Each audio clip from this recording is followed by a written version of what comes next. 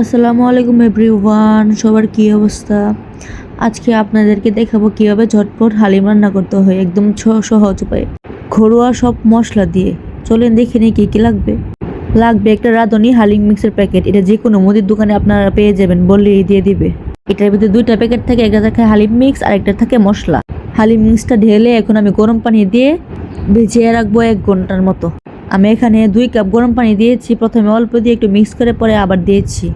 একসঙ্গে পানিগুলো দিয়ে দিলে জমাট বেঁধে যাবে, তাই একটু আস্তে আস্তে দিয়ে মিশিয়ে তারপরে দিয়েছি পানিটা।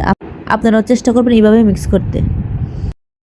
আমি নিয়েছি পেঁয়াজ কুচি আর কাঁচামরিচ কুচি, আর এখানে ছোট ছোট টুকরো করে মুরগির মাংস নিয়েছি। আমার এখানে ছিল 1.5 কেজি মাংস, একটা হালিম মিক্সের প্যাকেট। তারপরে কড়াইটা চুলাত বসিয়ে পেঁয়াজগুলো দিয়ে দিব। পেঁয়াজগুলো একটু বেশি করে নিয়েছি, যেহেতু বেরেস্তা করে রাখবো। তেলটা একটু বেশি পরিমাণে দিয়েছি, তা না হলে পেঁয়াজ বেরেস্তাটা সুন্দর করে হবে না। পেঁয়াজগুলো দিয়ে অনবরত নাড়াচাড়া করতে হবে, তা না হলে এক পাশ দিয়ে পুড়ে যাবে, আরেক পাশ দিয়ে কাঁচা থাকবে। দেখেন আমার 50% পেঁয়াজ হয়ে গেছে। চুলার আঁচটা বাড়িয়ে দিয়ে বারে বারে নাড়াচাড়া করতে হবে। আমার পেঁয়াজ বেরেস্তা রেডি। আমার এখান থেকে 50% পেঁয়াজ আমি উঠিয়ে রাখবো। তারপরে যখন হালিমগুলো পরিবেশন করবো তখন উপরে একটু পেঁয়াজ বেরেস্তা দিলে দেখতে ভালো লাগে, খেতেও মজা লাগে, তাই আর কি পেঁয়াজ বেরেস্তাগুলো রাখা। তারপরে দিয়ে দেবো মুরগির মাংসগুলা দিয়ে ভালো করে নাড়াচাড়া করতে হবে। চুলার আঁচটা বাড়িয়ে ভালো করে নাড়াচাড়া করতে হবে, একটু ভাজা ভাজা করতে হবে মুরগির মাংসগুলো, তাহলে খেতে মজা হবে। আমার মুরগির মাংসগুলো প্রায় ভাজা ভাজা হয়ে গেছে। ভাজা ভাজা হয়ে গেলে হালিম মিক্সের একটা মশলার প্যাকেট আছে, ওইটা থেকে আমি প্রায় 80% দিয়ে দিব মশলা। 80% দিয়ে ভালো করে এটা একটু মিক্স করতে হবে, একটু কষাতে হবে। মশলাটার থেকে যতক্ষণ না পর্যন্ত তেল উঠবে ততক্ষণ পর্যন্ত নাড়াচাড়া করতে হবে। দেখেন মাশাল্লাহ কত সুন্দর কালারটা আসছে।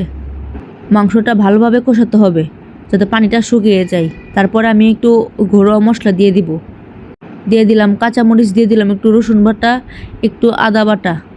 তারপর দিয়ে দিব মরিচের গুঁড়া, হলুদের গুঁড়া, একটু ধনিয়ার গুঁড়া, একটু জিরার গুঁড়া দিয়ে ভালো করে মিক্স করতে হবে। সবগুলো মশলা দেওয়া আছে প্যাকেটে, তারপরও এক্সট্রা করে দিলে টেস্ট অনেক বেশি আসে। আপনারা একটু ট্রাই করে দেখবেন এই মশলাগুলো এক্সট্রা দিয়ে। ঢাকনা সরিয়ে একটু পরে পরে আমি নাড়াচাড়া করে দিব, তা না হলে নিচে দিয়ে লেগে যাবে। চুলার আগুনটা একদম কমিয়ে রাখবো। আমি এখানে কোনো পানি দিব না। মাংস থেকে যে পানিটা উঠবে সেই পানি দিয়ে আমি সিদ্ধ করে নিব মাংসটা। দেখেন মাশাআল্লাহ অনেক সুন্দর একটা কালার আসছে।